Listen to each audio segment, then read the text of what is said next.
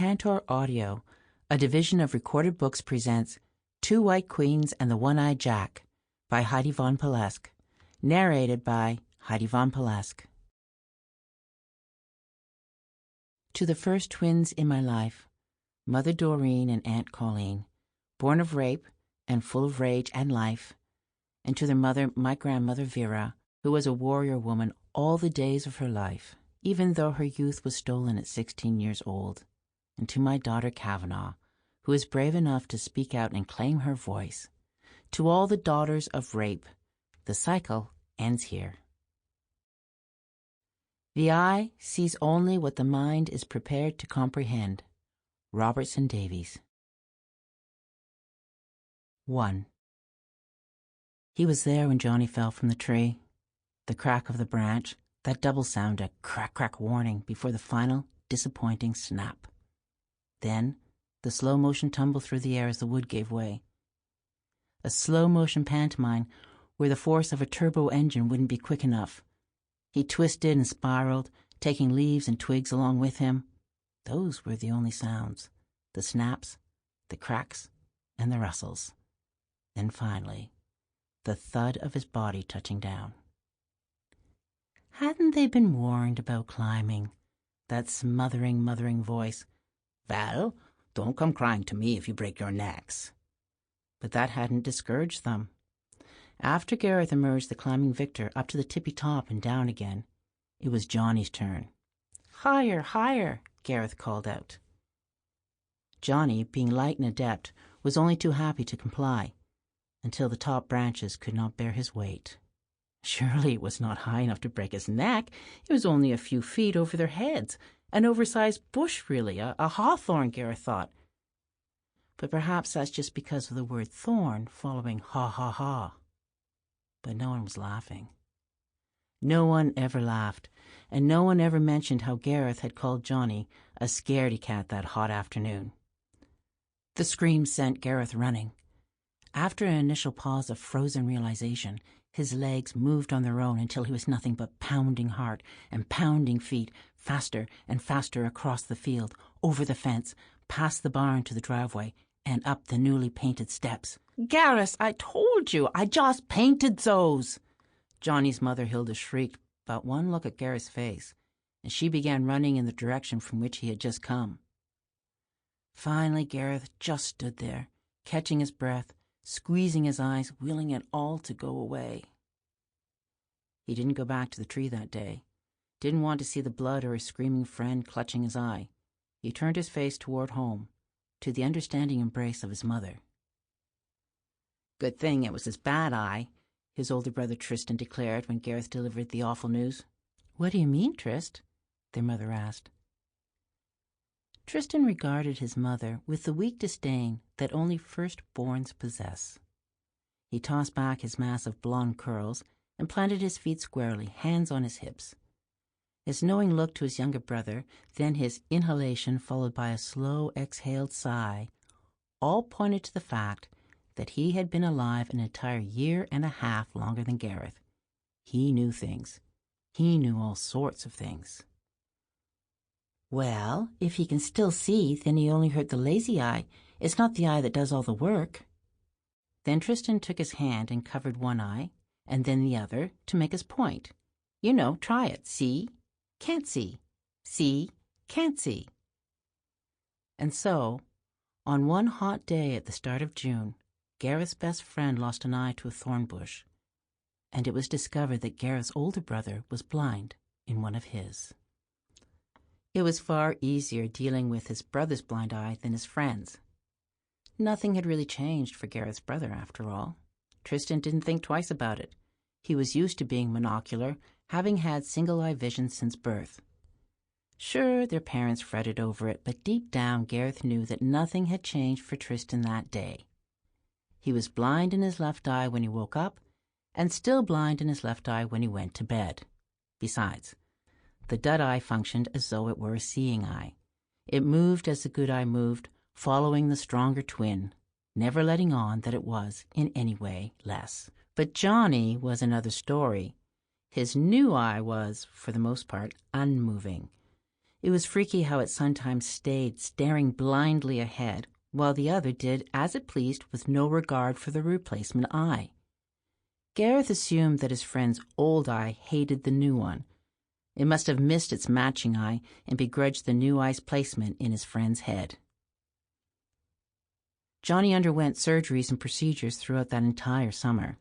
An enucleation to remove the eye happened just days after the accident, and Johnny was required to wear a patch to cover where the eye had been. Gareth didn't understand why the eye had to come out, why they didn't just let it get better. His eye always got better when he accidentally poked it. Sure, this was worse, but why not give it a chance? Well, Gareth, his eye had too much damage.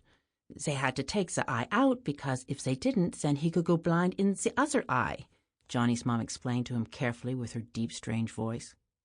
Why? He didn't hurt the other eye. It's a strange thing that happens. When one eye goes blind, sometimes the brain gets all mixed up, and then the other eye goes blind too, especially if it's kids, Hilda explained as though she, too, didn't quite believe it. She had wanted to wait and see. Perhaps his eye would be fine, but the surgeon had been insistent. So she sat outside the surgery door. She waited. Even when her husband suggested that they go have a coffee, that they should take a break, Hilda stayed behind, feeling those first pains of separation. How could she leave her son to those consoling strangers with their sharp scalpels? But my brother is blind in one eye, and the other one didn't go blind. That is because he didn't suffer a trauma. It's different. She wanted to let it drop, not wanting Gareth to feel responsible for the accident, not wanting to remember. Eventually, the patch came off and Johnny was allowed out to play. He had a pair of glasses on, for protection. Gareth stared at his friend in shock. It wasn't the strangeness of sudden glasses that bothered him. It was that the bad eye had been replaced with something that seemed to have a drawing of an eye on it. Unmoving, hard, and just a little bit creepy. Not catch, Gareth. What if that baseball hits Johnny in the eye? But you can look at comic books together. I got the new Spider-Man one for the both of you. Gareth didn't know if Johnny's mom was more worried about the fake eye or the seeing eye. If the ball hit the seeing eye and Johnny got a shiner, then he wouldn't be able to see at all, not till the swelling went down. But what if it hit the fake eye? Gareth imagined shards shooting out of his friend's eye socket, like the crystal vase that had slid from his hands when he was helping with the washing up. Hundreds of sharp little splinters that cut into his hurrying fingers as he tried to pick it all up before anyone noticed. We want his eye to get better, don't we, Gareth? Johnny's mother asked, her W sounding more like V's than the way other mothers said words starting with the letter W. Gareth nodded. Of course he wanted the eye to get better, but he knew deep in his belly that the eye wouldn't get better. It would never see again. Gareth wondered why Johnny's mother didn't know that as well. Gareth's feet didn't quite touch the ground. They dangled somewhere between the seat and the floor. He swung them back and forth, counting how many times each foot passed the other. Why did he have to go to the eye doctor with his brother again? Boring, boring, boring. You could color. There are coloring books and crayons over there, his father Mark suggested, hoping Gareth would settle down. Gareth scowled, his full bottom lip in a petulant pout. How many times did he have to explain to his dad that he only colors the things he draws himself? Whoever drew those many pictures in the fat paper book should color his own stuff. I'm not coloring someone else's stupid pictures. Gareth's young sense of justice was slighted at the suggestion he should do someone else's work. Higher, higher. He suddenly remembered his words and his stomach clenched, reliving his friend's fall from the tree. He knew it was all his fault, and yet he still resented all the attention Johnny was getting. At least his brother's eye problems weren't his fault. Go on, you're almost there. Don't be a scaredy cat. Gareth put his hands over his ears, but it didn't quiet the voice in his head, and so his leg swinging took on more vigor until every exchange was punctuated by the whish, whish, whish sound of corduroy ribs rubbing violently against each other. It was only when the two matching girls walked in that Gareth stopped counting the swings of his legs. His hands dropped from his ears, and he could not help but ask out loud, "What are they?" His father swatted him on the thigh to make him hush. "Tristan?" The woman in the white pants, the white coat, and the white shoes spoke his brother's name as she opened the door, separating those waiting from whatever strange happenings might be occurring inside beyond the barrier. On each previous appointment, Gareth was invited in to join them, but he always shook his head no. He had glimpsed the large machines and could only imagine the torture his brother had to face. It was bad enough that he would have to see his brother's dilated pupils. Tristan and their father went through the magical doors, leaving Gareth in the presence of the two white girls. He waved awkwardly at them, his hand doing that childlike side-to-side gesture that is always accompanied by a courageous, unnatural smile, a smile of hope, a smile that says, "I made the first move, do not humiliate me by not mimicking it back." But the girls took no notice of him. They just talked to each other in whispers.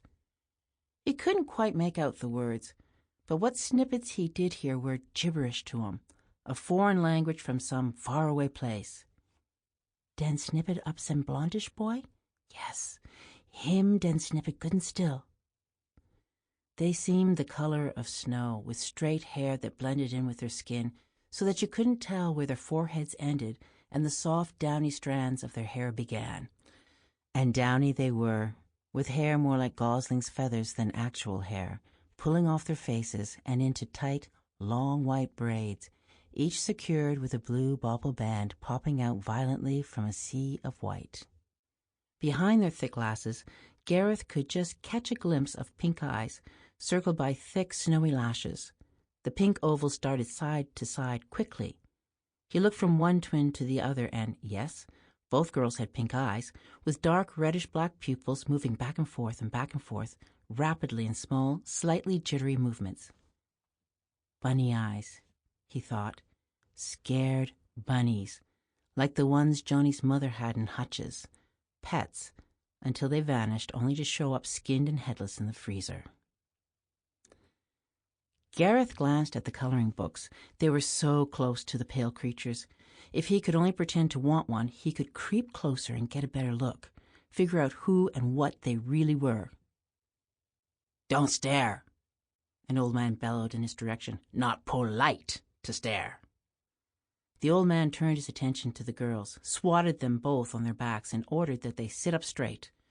The girls improved their posture, straightened their backs, and tried to focus their vibrating pink eyes in front of themselves. I just wanted a coloring book," Gareth stammered. "Oh, for Christ's sakes, they don't bite. Get off your hiney and get one. Clara, hand this idiot a coloring book."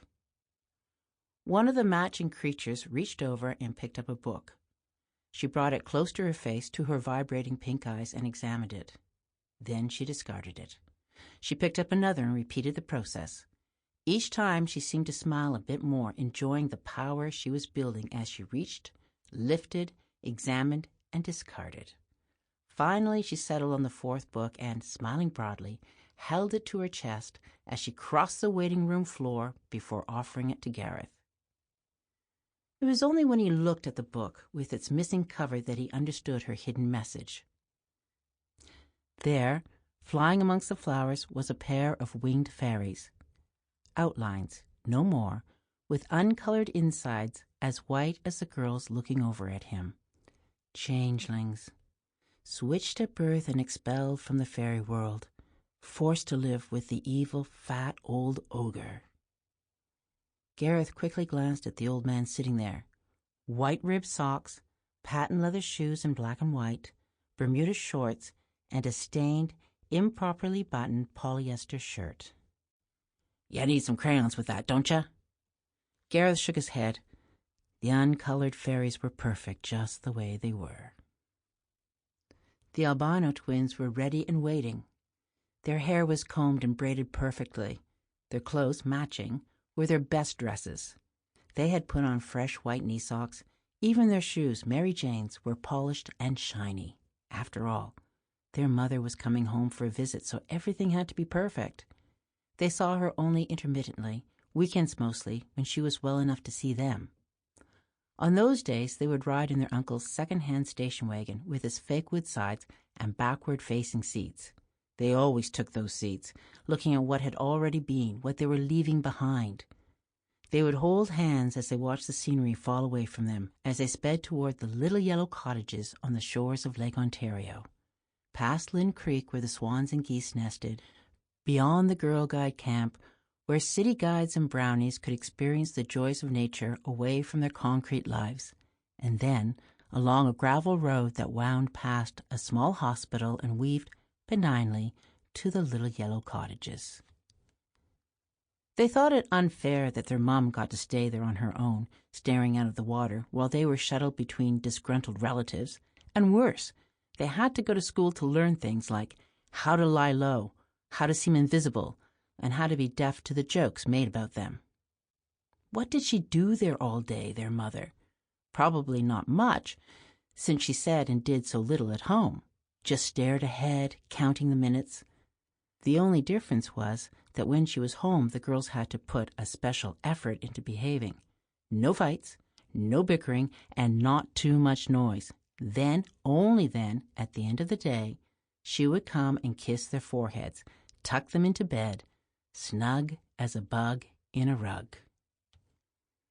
Clara and Blanca thought of what it would be like if their mother never came home again, if she just decided to stay forever in her yellow cottage. Then they could be adopted by someone else, escape their reality and move far away from their grandfather with his ashtray of smokes, his greasy fry-ups, and his stinking farts. They could find new parents, a mother and a father who would be there every night when they got home from school, ready to help them with their studies while they sipped hot cocoa or tea. Maybe they could even be homeschooled, away from bullying nicknames, in the safe embrace of these new parents. The father would smoke a pipe and puff, puff, puff while he threw out words of wisdom or turned on his hi-fi to play something from his collection of records. And there would be a mother who baked cakes and pies, a mother who could sing like the dark-eyed woman who lived in the main floor apartment 2 floors below them. Yes, they would be perfect parents, the couple downstairs, Esther and David with their music and art. Imagine being tucked away in that mysterious lower apartment that smelled of wood polish, baking, and lavender. The twins did not have to say this to each other as they zoomed along. They knew what the other thought, and when one didn't, they had a secret language, a language that kept them safe. Blanca rubbed her foot along the colors. They were so intense that even she could differentiate between the reds and purples and golds. It was a woven garden with vines reaching past the flowers to the edges of the carpet, and all the way around there were fringes, tied rope or wool or whatever it was, stretching out along the shine of the polished hardwood floors. She took off her sandals, pressed her bare foot into the plush of the rug, felt the soft wool pile embrace her tiny foot. The 2 girls had been invited for tea in the downstairs apartment the day before when they came home, again, with downcast stares and pouting mouths because their mother hadn't come back with them. They hadn't even seen her.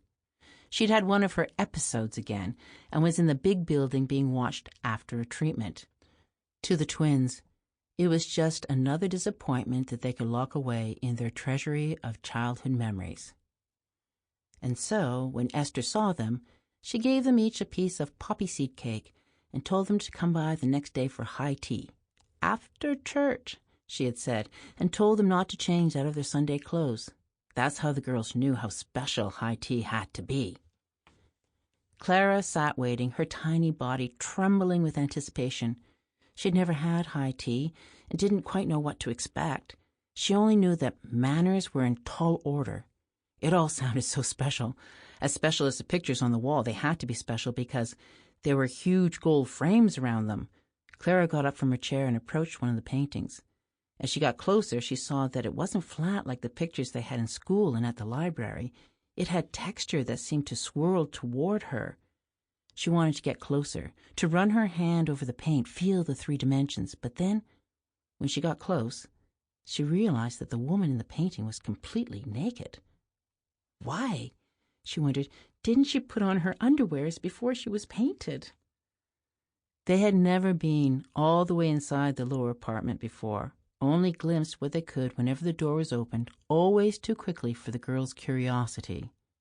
Still, they had seen things, knew that the first-floor apartment was a world apart from the attic one their grandfather had. How could two apartments in the same big old house be so different, smell so different, but mostly sound so different? Clara looked over at the piano. It practically looked like another table, but higher up. She had never seen a piano so large and wide. She wanted to go touch it. She wanted to go to it, touch the keys with her sticky little fingers just to hear what sound it would make. She imagined stretching her small hands as wide as possible so she could play a chord. She wanted multiple notes all at once, and for them to sound pleasant, resonant, and accomplished. "We can play the piano after tea," Esther Perlman announced. Clara knew she was found out, caught staring with a covetous eye at the instrument. Hopefully Mrs. Perlman wouldn't prefer her sister now like everyone else did. "Clara wants to play the piano, but I want to sing," Blanca announced. "Well, we can do both," Mrs. Perlman said, smiling. Gosh, she was wonderful, even if she had a funny way of pronouncing words. "You know," she said, moving closer to the girls, confiding, "I used to practice both before I had to leave Hungary." "I'm hungry," Clara blurted out, misunderstanding. Esther took the cue and poured out the steaming tea from the gold-trimmed, fine white teapot and offered the girls each a plateful of cake. "Eat as much as you like, but let's make sure we leave one piece for David when he gets home." "Is David your husband?" Clara asked. Esther nodded. "Why don't you have any children?" Blanca inquired. "We were not blessed with children," Esther stated flatly, so that the girls would not know how that great regret lived within her every day of her life. "I wish we could come here whenever we're sad," Clara blurted out, spitting crumbs across the table. "Are you sad often?" asked Esther. "Well, we're sad we have to go back to school soon. Everybody makes fun of us." "Well, have some more cake, and let's not think of that for now. Come as often as you like during the summer and on weekends when you go back to school," Esther soothed, and secretly thought, what strange little creatures they are. When summer ended, Johnny worried about going back to school. There would be real classes now, a full day from 9 till 3:30, with a lunch break and 2 recesses. There were so many new responsibilities that came with being 6. Lunch buckets with thermoses, different subjects, and paperwork to bring home almost every day. But Johnny didn't worry about any of those new responsibilities. He only worried that someone might make fun of his fake eye. It was not to be his final eye. Johnny's eye was a temporary conformer placed over the orb to fill in the roundness of the eye that had undergone enucleation. It was small, half an almond shell placed behind the eyelids to maintain an eye-like shape after the surgery. A match, as close as possible, hazel with a gray outline, was found in a drawer. And while the socket was healing, the fake stand-in seemed to ooze and crust over like a captive reindeer's weepy eyes. Of course, the infection came from somewhere deep within the cavern of the socket, far away from anything his classmates could ever see or imagine, but it seeped forth through every unfit space like spoiling leftovers in a Tupperware container with an ill-fitting lid. And so he began to cover it with his hand, hoping no one would notice it. "Does it hurt, Johnny?" She was a new teacher, fresh from college. She wore bright colors and lipstick on her ever-smiling mouth. Her voice was high and airy, like a cartoon, not a squeaky cartoon, but a princess in a cartoon, one of those drawings with the long spiraling curls and pointy boobs. Miss Argyle had both. The hair, an ash blonde color, fell down to where the points began, and all of it was accentuated by the bright salmon or seafoam-colored cashmere twin sets she wore, a single strand of imitation pearls floating between the neck and the inevitable swell. Both Johnny and Gareth loved her right away and laughed when one or the other accidentally called her Mom. "Does it hurt?" Miss Argyle asked again, and she reached out to touch his hand softly, as she moved it away from the unseeing eye. "No, ma'am." "Don't be ashamed of it. You had quite the ordeal. You know something? I think you're the bravest boy I've ever met. Your new eye is a badge of honor. You should never feel like you have to cover it." At that moment, Gareth disliked his friend's new eye almost as much as he believed Johnny's good eye did. Hilda tossed in her bed. Her prince lay in the next room asleep, his seeing eye as blind to the world now as his other eye.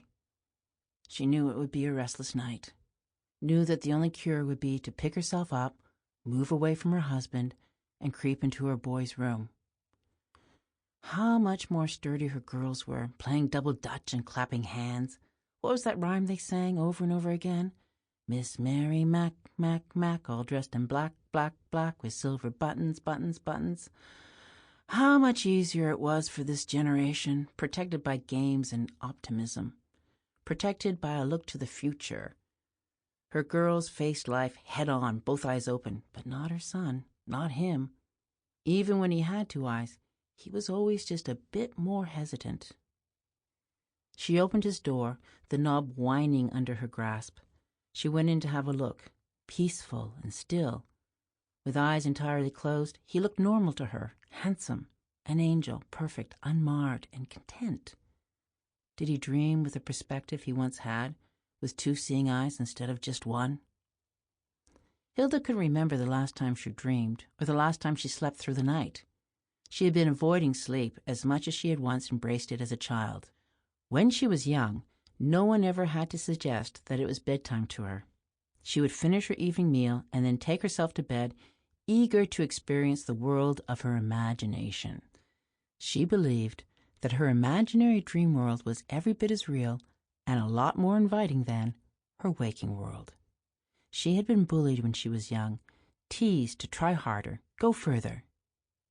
She had grown up in a small town just an hour drive outside of Hamburg, Bad Oldesloe. Bad, not meaning naughty, but meaning bath. There were baths, old Roman baths, in the village, with steam rising from the concrete and the faint smell of sulfur. The baths were a greenish color, but healing. When she was a young girl, she went there with her mother and watched as her mother walked the perimeter of them, putting her hand on rocks or trees, as if invoking something so old and foreign to the new regime that had taken over, something beyond threats and politics and horrors. When her mother completed her ritual, Hilda felt safe and secure, protected, as though a circle had been drawn around her so strong and so invisible that nothing could ever penetrate it. Why hadn't she done the same for her own son? Why hadn't she drawn the protective circle for him so that the old gods could watch over him, gods who could have caught him when the branch broke to ease his fall? She secretly knew what had stopped her from practicing the old ways. Optimism. Yes, that was the obstacle.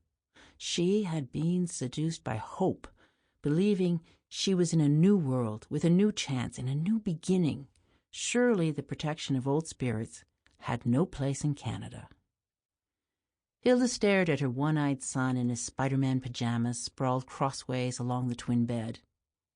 It was only recently that he took to sleeping on his own, and that was certainly not her choice or his. "It's time," her husband had announced to their son, wanting his wife to share their bed with only him again. "You are a big boy now. You're going to be going to school full-time soon. You don't need your mama to protect you from the dark." The very next day, Johnny tumbled from the tree. No, it wasn't the dark that was the problem, but rather the false security of daylight. Hilda preferred the night hours, anything from twilight on. In darkness and in sleep there were no rules, no orders.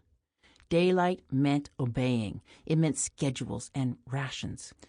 Hilda remembered the years of bringing sandwiches stuffed with potatoes to school because meat was needed for the brave soldiers, and so her mother, wanting to give her more than dry bread, added potatoes, leftovers from the main meal from the day before. Large houses were divided and roomers were allotted. Hilda could not think of a time when there weren't old men and lonely women on the third floor or in the attic.